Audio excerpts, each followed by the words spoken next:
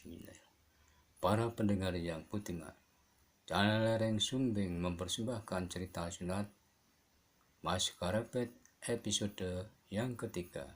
Selamat mendengarkan. Langit yang cerah telah menghiasi langit desa Tingkir dan sekitarnya. Seorang pemuda yang berbadan tegap dan tidak terlalu tinggi sedang berjalan menelusuri jalan yang cukup menanjak dari desa Tingkir. Namun, jalan yang menanjak itu tidak membuat pemuda tersebut kelelahan. Bahkan seolah-olah seperti berjalan di tanah yang lapang. Dan ternyata pemuda tersebut adalah Mas Karepet, atau juga disebut dengan Jagat Tingkir, yang dalam perjalanannya menuju ke Demak Bintoro. Pada saat itu, Mas Karepet itu pun sadar bahwa perjalanannya adalah perjalanan yang cukup panjang. Apalagi ia hanya berjalan kaki dan tidak menunggang seekor kuda, agar ia dapat leluasa bergerak nantinya menuju ke Demak Bintoro. Dalam pada itu, perjalanan Mas Karepet telah sampai di sebuah bukit yang banyak pepohonan yang cukup rengket atau jaraknya berdekatan, sehingga ia harus menelusuri jalan setapak. Dalam perjalanannya, ia pun menyamar sebagai seorang pengembara. Maka Jagat Tingkir atau Mas Karepet tidak banyak mengalami hambatan sewaktu sampai di bukit tersebut. Dan setelah ia sampai di sebuah kademangan getas, ia pun telah berhenti di sebuah kedai. Namun yang tidak diketahui oleh Mas Karepet, ternyata ia telah diamati oleh dua orang. "Kakang," bisik salah seorang di antara kedua orang itu kepada temannya. Pemuda itu membawa buntalan kain yang kelihatannya berisi barang berharga, sepertinya uang dan barang-barang berharga lainnya. Kawannya yang diundang, Kakang, itu pun mengangguk. Namun ia belum menjawab. Ternyata ketajaman penglihatan Mas Karepet telah menangkap gelagat yang kurang baik. Ia pun segera mengetahui bahwa ada dua orang yang berwajah agak kasar telah menatap buntalan kain yang ia ikatkan di punggungnya. Namun ia tidak ingin terjadi sesuatu di kedai itu, sehingga Mas Karepet pun masih akan berusaha untuk menghindari keributan. Oleh karena itu, demikian ia segera membayar makanan serta minuman sebelum kedua orang itu selesai. Maka dengan cepat Mas Karepet pun meninggalkan kedai tersebut. Dengan cepat ia memilih jalan yang banyak dilalui orang, sehingga sulit bagi kedua orang itu untuk melakukan yang tidak dihendakinya. Bahkan Mas Karepet segera memasuki pasar yang sudah ramai di kademangan getas itu. Namun ternyata kedua orang itu tidak melepaskannya. Mereka telah berhasil menyusulnya serta mengikutinya sampai ke pasar tersebut. Mas Karepet menarik napas dalam-dalam. Kemudian ia mengamati kedua orang tersebut, dan ia pun mengetahui bahwa mereka berdua memang orang yang terbiasa melakukan kejahatan. Rupanya sulit untuk menghindari mereka, berkata Mas Karepet dalam hatinya. Oleh sebab itu pula, maka ia pun tidak lagi berusaha menghindar. Mas Karepet pun berjalan keluar dari pasar dan menuju ke sebuah padukuhan yang tidak besar. "Semoga aku akan dapat menemukan Banjar dan beristirahat sampai malam nanti," berkata Maskarepet kepada dirinya sendiri. Akan tetapi, kedua orang itu masih saja mengikutinya. Namun keduanya masih belum mempunyai kesempatan untuk bertindak, sebab sasarannya selalu berada di jalan yang banyak dilalui orang. Namun pada saat itu, di padukuhan tersebut sedang ada kesibukan sehingga Maskarepet tidak ingin mengganggu orang-orang padukuhan. Karena itu, maka ia pun telah meneruskan perjalanannya. Kemudian, Maskarepet telah keluar dari padukuhan itu dan menghadap ke sebuah bulak yang panjang. Ternyata sudah tidak mempunyai kesempatan lagi baginya untuk menghindar. Maka ia pun segera menuju jalan yang sepi, dan kanan kirinya banyak ditumbuhi pohon perdu. Ia pun segera berhenti di bawah pohon yang cukup besar yang berdaun rimbun. Sementara itu, kedua orang tersebut hampir saja kehilangan sasarannya. Namun, sebelum kedua orang itu menuju ke tempat Maskarepet yang berada di bawah pohon, mereka tidak mengetahui bahwa ada beberapa orang anak muda padukuhan itu telah mengamatinya serta curiga dengan tingkah laku kedua orang. Sehingga sikap kedua orang tersebut telah menarik anak-anak muda padukuhan, dan salah seorang anak muda itu telah mendekati kedua orang tersebut sambil bertanya, "Maaf, apa yang Kisanak perhatikan?" Kedua orang itu menatap anak muda dengan wajah yang tegang. "Untuk apa kau bertanya?" sambil membentak anak muda yang bertanya tadi. Anak muda itu pun terkejut dengan bentakan itu, sehingga membuatnya darahnya naik dan wajahnya kelihatan berabak atau merah. Anak muda itu pun menjawabnya dengan keras pula, "Aku bertanya dengan baik, namun kenapa Kisanak menjawab dengan kasar? Cepat pergi dari hadapanku!"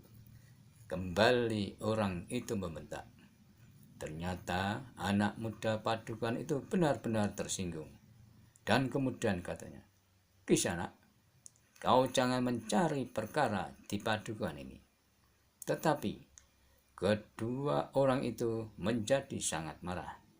Dan ketika teman anak muda itu mendengar bentakan dari orang yang belum dikenalnya, mereka tidak senang dengan sikap kedua orang itu, sehingga anak-anak muda padukuhan itu segera menghampiri kedua orang. Pada saat itu, tiba-tiba saja salah seorang dari kedua yang membututi Maskarepet berkata, "Kalian mau apa?"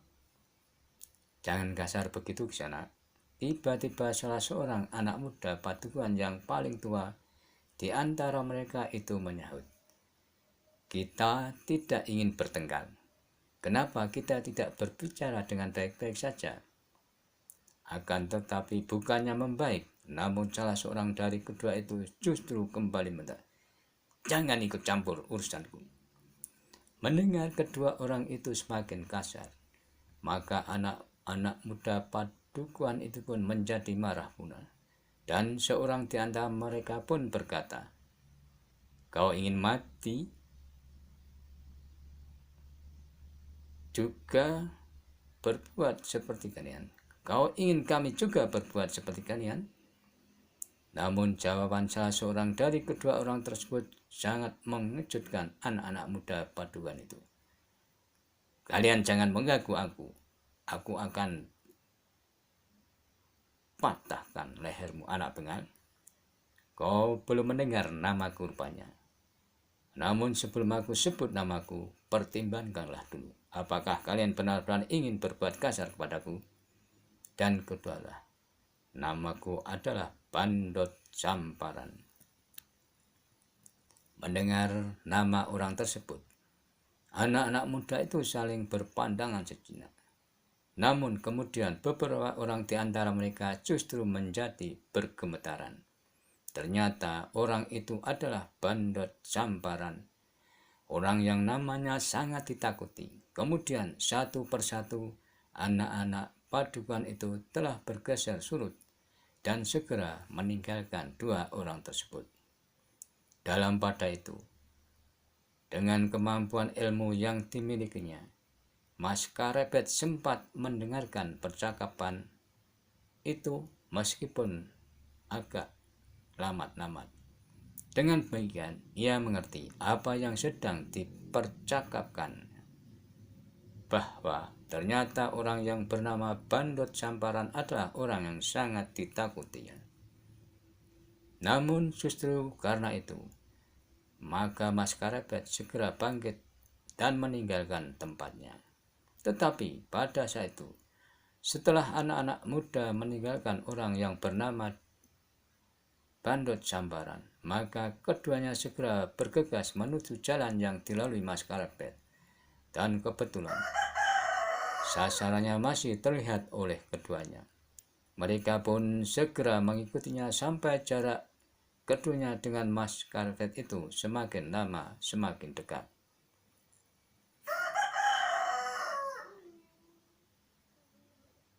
Sejenak kemudian, Bandot Sambaran dan temannya itu telah menyusulnya, dan Mas Karepet pun memperlambat langkahnya, serta dengan tersenyum ia memandang kedua orang itu.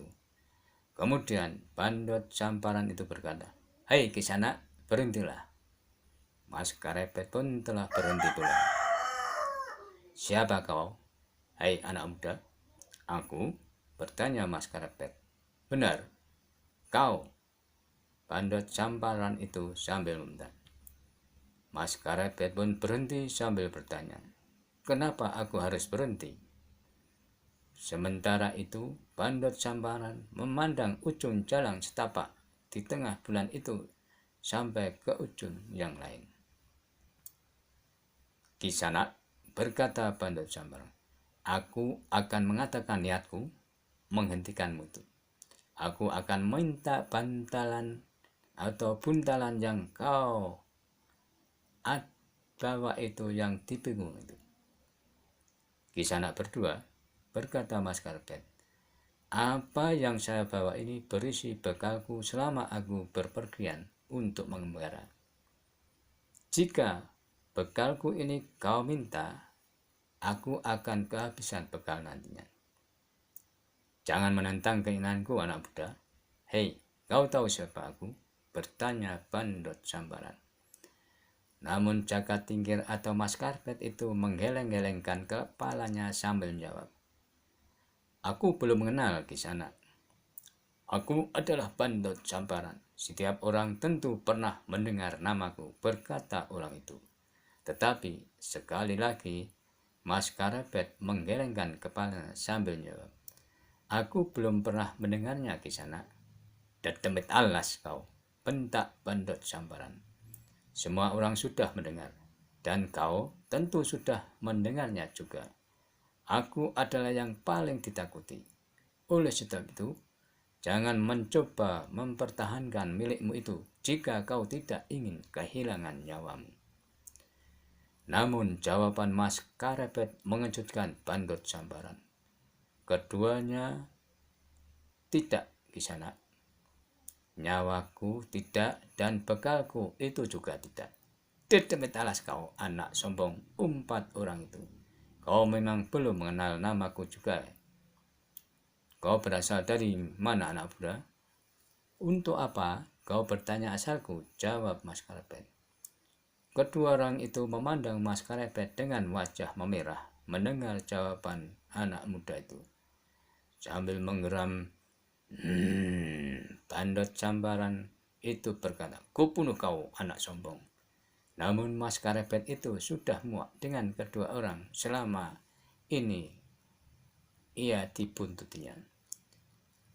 "Seharusnya yang pantas dibunuh adalah penjahat-penjahat seperti kalian ini," berkata Mas Karepet.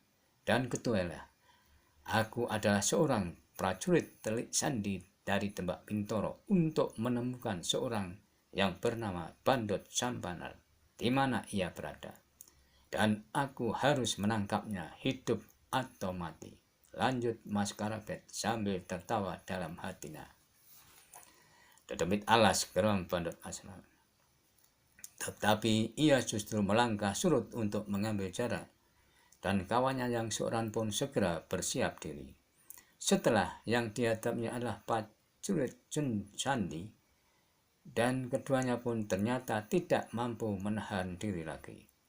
Mereka pun segera bersiap untuk memaksa Mas Karapet untuk menyerahkan bekal yang dibawanya. Jaga Tinggi pun segera bersiap pula. Ia sadar bahwa orang yang ingin merampas bekalnya adalah seorang perampok yang agaknya ditakuti orang, sehingga mereka tentu mempunyai kemampuan yang dapat dibanggakan. Para pendengar yang sekalian, nantikanlah episode selanjutnya. Terima kasih, sampai jumpa.